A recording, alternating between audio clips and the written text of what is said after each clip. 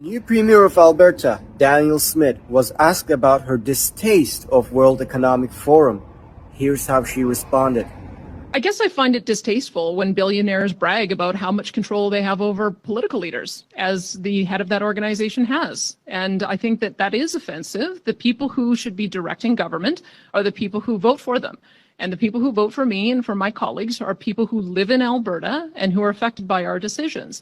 And so, quite frankly, until that organization stops bragging about how much control they have over political leaders, I have no interest in being involved with them. My focus is here in Alberta, solving problems for Albertans with the mandate from Albertans. But there are two countries in the world now in which the young global leaders have emerged. Tell us just a bit about that in terms of the governance. Yes, actually, this notion to integrate young leaders is part of the World Economic Forum since many years.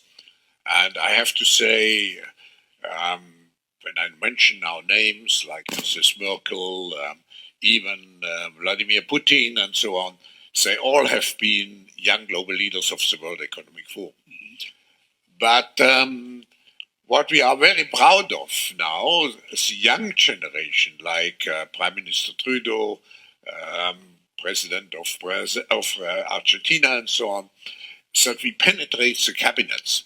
So yesterday I was at a reception for Prime Minister Trudeau, and I know that half of this cabinet, or even more half of this cabinet, are actually young global leaders of the World Economic Forum.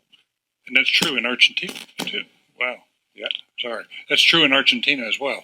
It's true in Argentina, and it's true in France now. Mm-hmm. I'm with the president, with a young global leader. But what is important for me is those young global leaders have an opportunity to come here. And we, in addition to the young global leaders, we have now the global shapers in 450 cities around the world. Diversity fosters new ideas. New ideas generate the experimentation needed to make the most of the fourth industrial revolution. Honourable member for Oshawa. Thank you, Mr. Speaker, and I listened to my colleague's speech. I had a constituent that wanted me to ask a question about outside interference to our democracy. Klaus Schwab is the head of the World Economic Forum, and he bragged how his subversive WEF, World Economic Forum, has, quoted, infiltrated governments around the world. He said that his organization had penetrated more than half of Canada's cabinet.